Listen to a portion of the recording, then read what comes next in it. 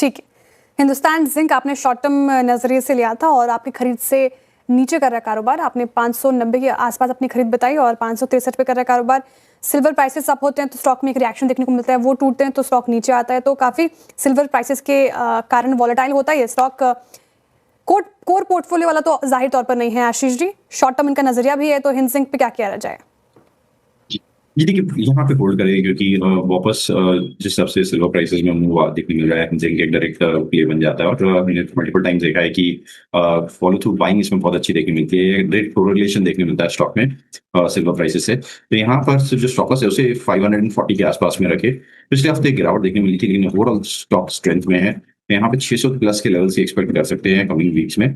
तन्मय का श्रीराम फाइनेंस पर पूछ रहे हैं। तन्मय जी एक बार चार्ट खोल लेती हूँ मैं भी, और ये कह रहे हैं कि इन्होंने ना 1 लॉट ले रखा है 1600 पर फ्यूचर में, क्या सेल कर सकते हैं 1105 पर? इनका परचेसिंग प्राइस क्या बताया आपने? नहीं, क्या है 1105 पर? नहीं at the rate 1600। What to do, can I sell Shriram finance future 1105? तो 1600 पे शायद उन्होंने ले रखा है, देखिए तो एक बार सर। नहीं, क्योंकि उस प्राइस पे तो गया ही नहीं है ऑलमोस्ट। तो कुछ गलत लिखा है इन्होंने। अच्छा, श्रीराम फाइनेंस फ्यूचर्स में इनकी खरीद है, ओवरऑल नजरिया क्या देना चाहेंगे फिर सर? सेल करने की राय होगी क्या, क्योंकि काउंटर थोड़ा आज नीचे है? जी देखिए, आज जरूर नीचे है बट ओवरऑल काफी स्ट्रेंथ में रहा है ये स्टॉक और कंटिन्यूसली आउट परफॉर्म किया था सारे एनबीएफसीज को। एक हल्का सा मीन रिवर्जन हो रहा है स्टॉक में, जो इसका 20 डेमा है वो 1080 के आसपास में, और हमें लग रहा है शायद वहां पे एक स्ट्रॉन्ग सपोर्ट है और वहां से बाउंस बैक दे सकता है।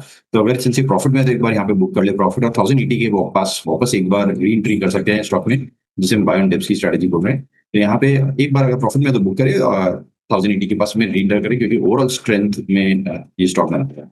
थोड़ा। और गुड मॉर्निंग मोनिका जी, आपको भी बोला। Ask I have purchase Tata steel. Tata steel इन्होंने खरीदा है कौन से लेवल पर? 340 के लेवल पर। नहीं, 300 शेयर्स इनके, 340 शेयर्स इनके पास 200 के लेवल पर खरीदा है उन्होंने। तो 200 के नीचे कामकाज कर रहा है, लॉस झेल रही है ये टाटा स्टील। लॉन्ग टर्म के लिहाज से क्या काउंटर को रखना चाहिए पोर्टफोलियो में या फिर बेच देना चाहिए, क्या किया जाए? देखिए, वैसे तो मेटल स्टॉक्स एक पोर्टफोलियो कैटेगरी स्टॉक्स नहीं रहते हैं, इनमें ट्रेडिंग ज्यादा बेटर है क्योंकि एक साइक्लिकल स्टॉक्स होते हैं।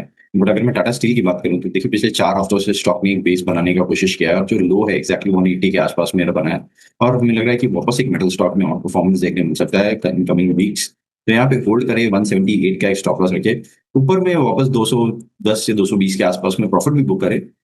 मेटल स्टॉक्स में थोड़ी सी ट्रेडिंग पर्सपेक्टिव से ज्यादा ध्यान दें compare to core portfolio stocks. तो ये व्यू टाटा स्टील पर आता हुआ। दूसरा प्रश्न है हिमांशु शर्मा जी का। हेलो हिमांशु जी, आपको भी ये पूछ रहे हैं एलआईसी में व्यू लेना है इनको। 373 इनकी खरीद है और 1 महीने का नजरिया है। एलआईसी का चार्ट रख दीजिएगा स्क्रीन पर, और नतीजे इसके भी अच्छे आए थे। हालांकि स्टॉक में वो वाव रिएक्शन देखने को नहीं मिला था। क्या लगता है सर, इनकी खरीद से तो ऊपर है, अब प्रॉफिट में है, 1 महीने तक होल्ड कर सकते हैं?